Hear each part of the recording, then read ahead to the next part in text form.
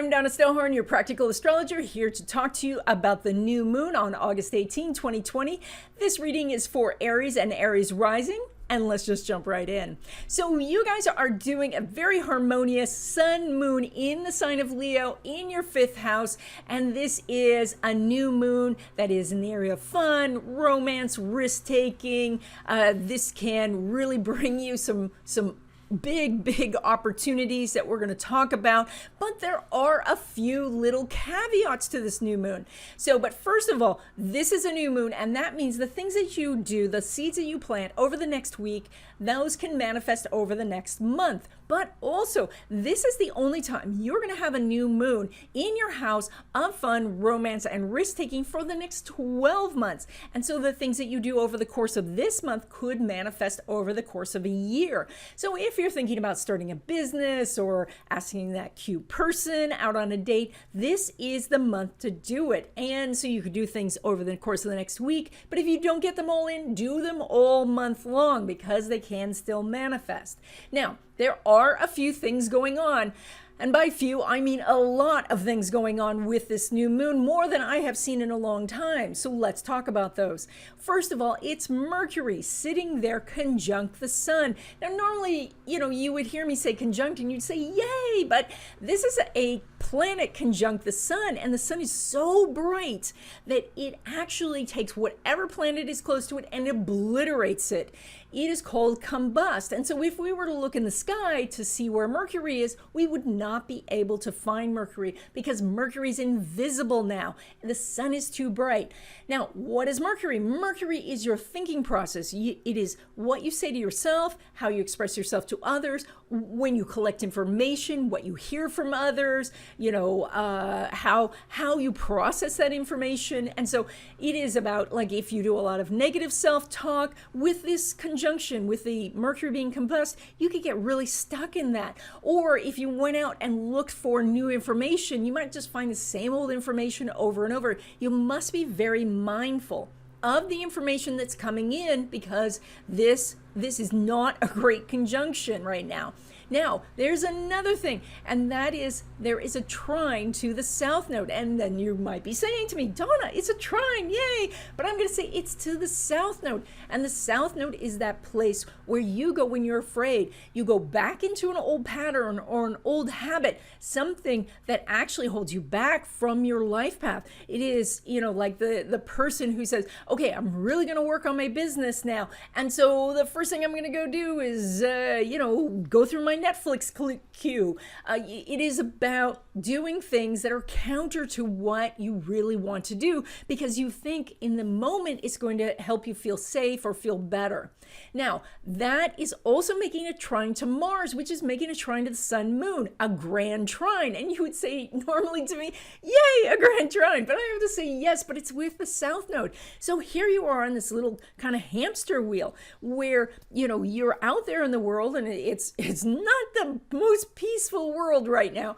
And so, you come back and you say, okay, I don't feel great. I need to de-stress. And so I need to take an action. But what is the action? The action is something that's counter to your life path. It's an old habit. It is something negative that you get stuck in. It's a distraction. It's procrastination. And you get on this little hamster wheel. There's only one way off of this wheel, and that is through the north node. The north node is doing an exact sextile to that sun moon. Now, the sextile is a combination of a square and a trine, and what that means is that there is this opportunity if you go to something that's challenging. Now this north node is in your 3rd house, so this means about communicating with others. So reaching out with others, and remember that combust Mercury where you have to be very mindful. So you have to say, okay, I'm listening, because that's the way that you are going to be on your path, is by connecting and communicating, whether that is through writing, through texting, through emails, through being on the phone, and that is to connecting with one person or connecting with lots of people. Doing your north node puts you on your path. Now, in addition to all of that, Saturn is making an exact inconjunct to this new moon. And what is Saturn? Saturn is this helpful planet that causes you to feel like you're less than so that you will work harder. It is the push that you get is kind of like the personal trainer of the universe that says, yes, you have to give me 10 more push-ups. And if you don't, you're going to sit on the sofa and never get up again. So it is just constantly pushing. Now, Saturn does set up this feeling of, okay, I'm not good enough, and especially now in your 10th house, I don't have a good enough resume, there's not good jobs out there, I'm not qualified for any of the jobs, my boss doesn't like me, I don't like working for somebody else, I don't really want a job like this. So all of these things can be running through your head. But the universe put in an antidote this time, a hidden treasure. And it is because of a configuration with two sesquines and this inconjunct. Now, I never talk about sesquines because minor aspects are very difficult to use, but when it's in a configuration, now we have access to the energy. So what is a sesquine? A sesquine is a 105 aspect, and it is kind of a combination between a square and a trine, but it is where you try to do something, but the tools that you're using to do it are very dull. And so you have to be mindful. You have to be very focused on what you're doing and do it intentionally. So if you were cooking something and you needed to slice tomatoes, but your knife was very, very dull, you would have to be very precise about what you were doing. You have to do it very careful. Otherwise, you squish the tomato. And that's what this aspect is. So your Uranus here is making a sesquine to that Saturn and a sesquine to the Sun Moon, and then the Sun Moon is making the inconjunct to Saturn, and that's the configuration. And so the Saturn is that point of shyness, the point of reserve, and the Uranus is your hidden treasure. So let's define those 2 points. So your point of reserve or shyness is you saying, I don't know enough to go for this job. My resume's not good enough. I can't apply for things. Or it's also saying everything's taking too long. I don't respect myself. I don't respect other people. It is about feeling like you're under so much pressure and not able to rise to that occasion when you clearly can rise to the occasion by this hidden treasure. So your hidden treasure happens to be in the area of money, which means that when you do say, you know what, I can do it, then resources open up. This says that it's very easy for you this month to find new sources of income, passive income sources, different streams of revenue, but also to take what you have as resources, just that's not actual cash, and say, I can turn this either into cash or into something useful through barter or trade. It is about going to friends, because it's Uranus, and saying, hey, I need this piece of equipment. I don't have it. Can I borrow yours? It is about looking at all of the different abilities that you have and recognizing those have value too. So you might say, I've never worked in this field before that I want to apply to, but you're in sales. And if you can sell one thing, you can sell another thing. So it is what is your true skills, because those skills are transferable. So this hidden treasure is your resourcefulness, and it shows that when you are mindful and when you show intention in using it, that other things, other resources open up to you. Now let's go around the wheel and see what's happening in the different areas of your life, starting with relationship. Now, your house of love and romance is chock full right now. Sun, Moon, Mercury, really, really nice. So you can have quite a bit of fun when it comes to love. And that means if you're in an existing relationship, there's some hanky-panky going on, but also if you want to meet someone, you have really good energy for doing that now. Now, when we look at creating a long-term relationship out of something new, now you need to be a little bit patient because there's no aspect going on between Venus and Mars right now. They will line up later, but right now you're a little bit out of sync. So stick with the fun. Keep things light. Don't try to take an existing love relationship and make it like, okay, we're going to move in together, or, we're going to get married right away. Just cool your heels on that. That energy will line up soon. Now, when we do look at your home, you've got the Venus there. That's very nice. And so you are making that connection at home with the people you live with extended family, and just with the home itself. There's some happiness there. Maybe you're decorating a little bit, decluttering a bit.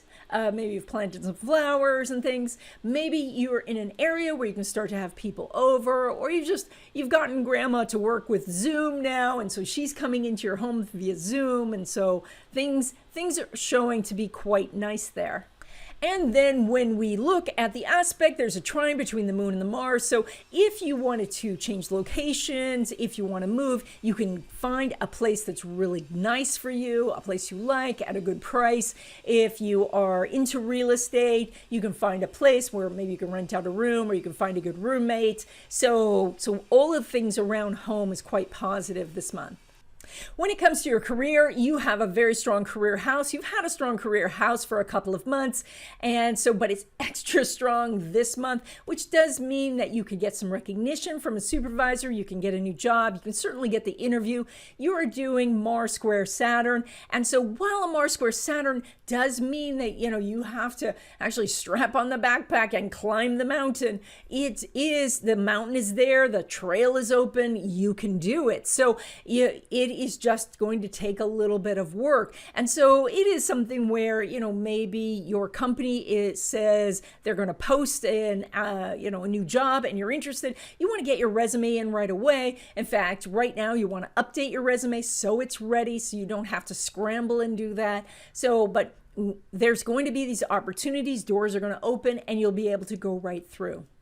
All right, let's chat about your money. You have Uranus going through your second house. You've had Uranus going through there a while, and it will be there a while. And I've already told you that can cause your income to vary. And what you want is either to have variable expenses, or you want to have an income that varies in some way by having a second source of income or being on commission or things like that. Now, it's ruled by that Venus in the fourth house. So an income source for you this month could be real estate, renting out a room, selling a piece of property, or selling things out of your home or working out of the home. So when it comes to money that comes from a business or passive income sources, we are looking at pulling money from that 10th house Pluto as well as that first house Mars. That Mars is going to be in your first house for the rest of the year, giving you lots of confidence about having your own business or doing passive income sources, getting those launched. Now, you don't show a lot of accumulation of money during this month because there is no aspect between the Venus and Mars or the Venus and the Pluto, and that does mean that more is going out than coming in, or you're making less than previous months. And this is probably because it's just not time to pull in the money from these different investments. And over the years, I've learned that the whole concept of passive income, it's not that passive. There's a lot of things that you have to do to get things like that going. And so that is something that you are working on more this month rather than receiving the rewards. Now, when it comes to money derived from career, it is pulling money from that Uranus in your second house. So again, your career looks very good. So if you work for somebody else, that's where I see the most money for you. So if you own a business, maybe it's time to put on a work shirt and work just side by side with your employees and see if that can't get this energy to line up a little bit better. Because right now, that's money derived from a business or an employer that shows the most money coming to you. So in addition, what we have is an exact sextile between that Uranus and Venus. Again, accumulation of money. This could be that you're making more money than usual, you're getting more hours than usual, commissions are better, or things like that. So there are definite opportunities for making money. When we look at your windfalls, what we're looking at is that Sun, Moon, Mercury in the fifth house. So there are going to be some high risk opportunities coming to you. Maybe a friend wants you to invest in a business with them, or somebody comes to you with some other ideas, or maybe you have some risky investments you're going to do. The Sun, Moon, Mercury, remember we talked about that. You might not be completely clear about the information you're receiving because the Mercury's combust. You do want to be cautious about that. And additionally, the Venus is not making an aspect with that Sun, and so you don't show accumulation of money. So you may be taking risks, but I'm going to tell you take very small risks because right now the return on investment is quite small. You do not want to bet the farm by any means this time. That energy will line up better in the future, but right now it's not ready. So this is a time to do investigation and to really look at, contracts and things like that, because it's going to take a lot of mindfulness us to get through jargon and legalese and all that with Mercury combust the sun. And that's it. I hope you enjoyed this video. If you did, please give it a thumbs up. If you haven't already, please subscribe.